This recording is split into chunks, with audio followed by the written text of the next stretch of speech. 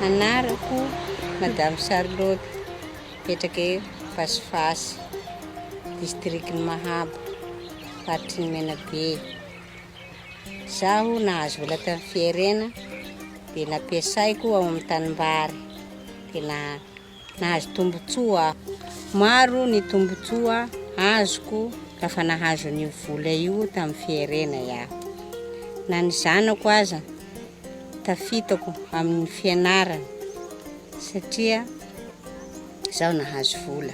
Ny taniko ny volena tsy ny vitako tanteraka satria manana io vola io aho. Reto zao taninay aby.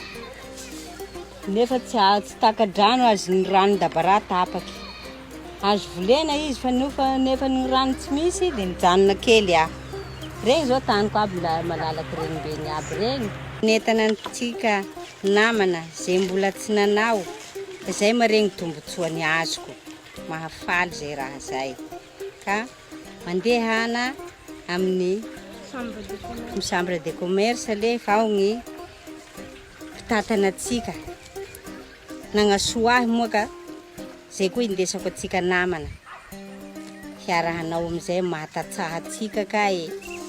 Ka nohon'izay le misaotra ny président Andry RAJOELINA nitsinjo anay tatsaha.